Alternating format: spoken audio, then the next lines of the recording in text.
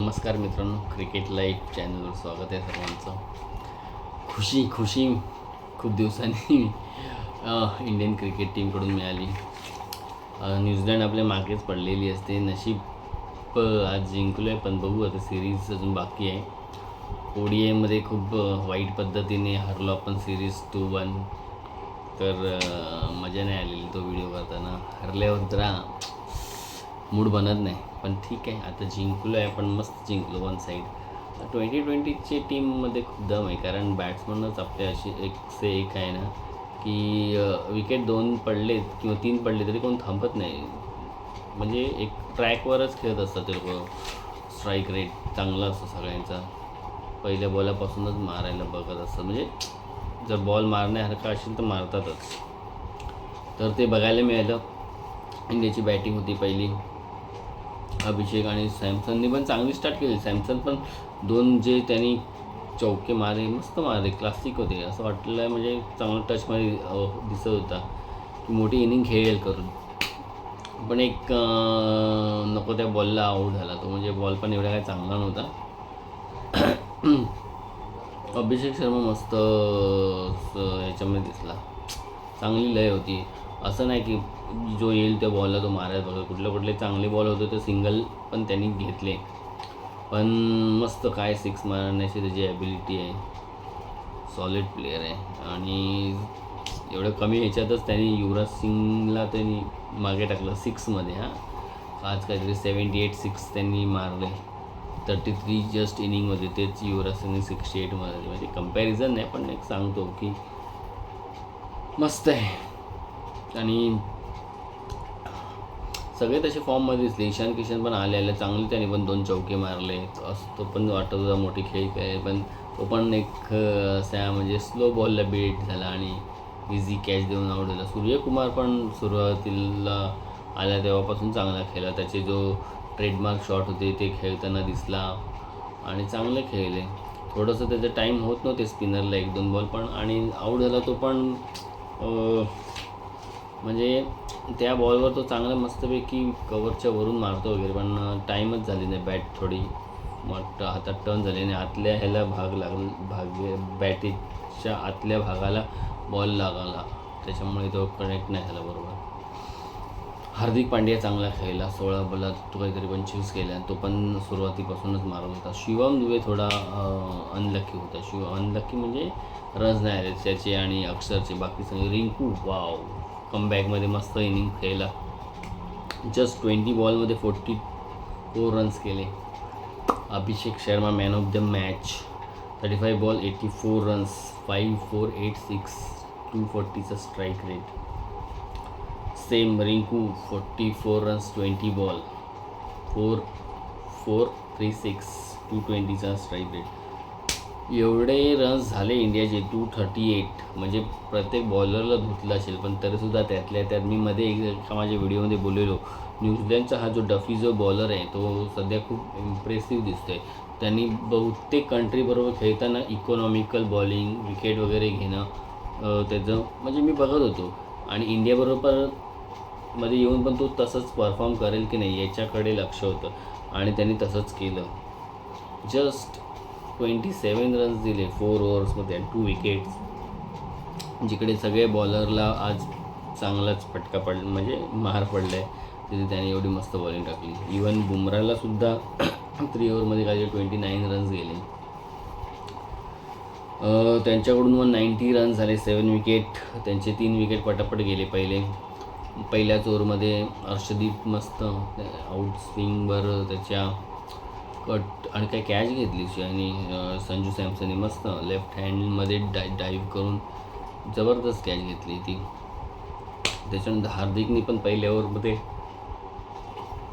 Wicket घेतला ह्याचा रचित रवींद्रचा. तो पण पुढे येऊन मारायला गेला आणि त्यातला पण तो पण बॉल स्विंग झाला आणि बॅटची कट घेऊन सीधा स्लिपमध्ये आऊट झाला अभिषेक शर्माकडे. तिसरा पण विकेट त्यांचा लवकरच गेला. त्याच्यानंतर फिलिप्स कसले शॉट मारतो, काय पॉवर त्याच्या हातामध्ये आणि 4 आर्म्स. सेकंड टियर्समध्ये बॉल गेले 2 त्यांनी. 107 मीटरचा 105 मीटरचा 6 मारले. त्याची आणि चॅम्पियनची पार्टनरशिप चांगली होत झालेली. असं वाटत होतं की थोडे अजून जर 4-1 ओव्हर खेळले असते तर अजून मॅच क्लोज झाली असती. पण चांगला खेळ, 78 केले 40 बॉल्समध्ये, 4 6 6 6 मारले त्यांनी. Champion 39 24 balls, 4 2 6. आणि डॅरेल मिचेल नशीब लेट आला आणि त्याला कसं 2020मध्ये स्कोअरच एवढा होता की त्याला टाईम घेऊन खेळायचा टाईमच नव्हता, त्याच्यामुळे 28 करू शकला. 18 बॉल. इंडियाकडून 2 बॉलरनी 2 विकेट घेतले. एक वरुण चक्रवर्ती 4 ओव्हर 37 रन्स देऊन 2 विकेट्स, आणि दुबई 3 ओव्हर्स 28 रन्स देऊन 2 विकेट्स. बाकी एक विकेट होता. जसप्रीत बुमराह विकेटलेस गेला आज. हार्दिकला 1 विकेट मिळाला, अक्षरला 1 विकेट मिळाला. ओव्हरऑल मजा आली मॅच बघताना. चांगली मॅच झाली, म्हणजे वन साईडच झाली तशी. नंतरसुद्धा थोडं जेव्हा फिलिप्स आणि हा खेळत होता चॅपमन, तेव्हा जरा थोडं त्यांनी म्हणजे चांगल्या लास्टचे जे त्यांचे ओव्हर्स होत्या मग त्याच्यामध्ये चांगले स्कोअर केले होते रन्स.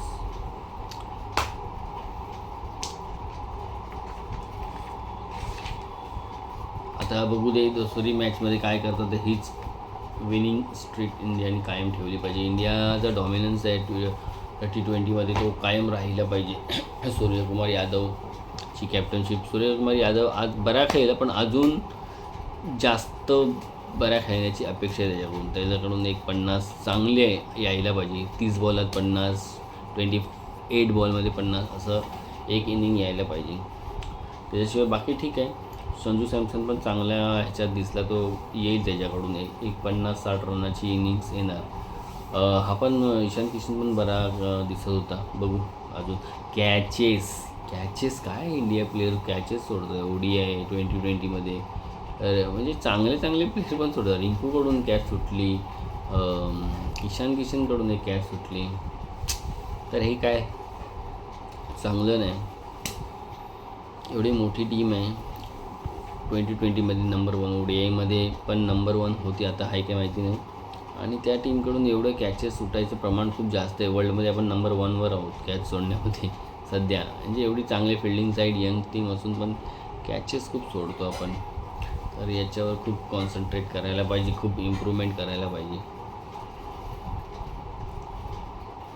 हां एक न्यूज अशी होती ICCची एक मीटिंग झाली वर्ल्ड कपमध्ये, जे बांगलादेशने सांगितले आम्ही इंडियामध्ये मॅचेस खेळणार नाही. ह्याच्यासाठी काय त्यांना इथे सुरक्षित वाटत नाही आहे, तर त्यांनी सांगितले आमच्या मॅचेस श्रीलंकामध्ये ठेवाव्यात करून. तर याच्यावर मीटिंग झाली आणि त्या मीटिंगमध्ये त्यांच्या अगेन्स्ट निर्णय घेतला आहे. कारण त्यांच्याकडे ठोस असं रिझन नाही आहे की त्यांना इथे कधी म्हणजे असं काय बॉर्डरवर त्यांचं आणि आपलं काही डिस्प्यूट चालू नाही की ज्याच्यामुळे त्यांच्या असं काय होईल ना, टेररिझम ना त्यांच्याकडून आपल्याकडे नाही, आपल्याकडून त्यांच्याकडे हिंदूंना घेऊन जे इन्सिडेंट झाले त्याच्यावरून त्यांना असं वाटतं आहे की आपण इंडियामध्ये त्यांना टेररची भीती आहे की कोण त्यांना काय करेल वगैरे. तर ते हे पण रिझन त्यांचं चुकीचं आहे. कारण जसं आपलं पाकिस्तानबरोबर संबंध आहेत बॉर्डरवर वगैरे, त्याच्यामुळे त्यांनी जो एक निर्णय घेतला आहे की पाकिस्तान इंडियामध्ये खेळणार नाही, इंडिया पाकिस्तानमध्ये खेळणार नाही, तर ते ठीक आहे, त्याला मान्यता मिळाली आणि त्यामुळे त्यांच्या मॅचेस हायब्रिड मॉड्यूलवर बाहेर होतात.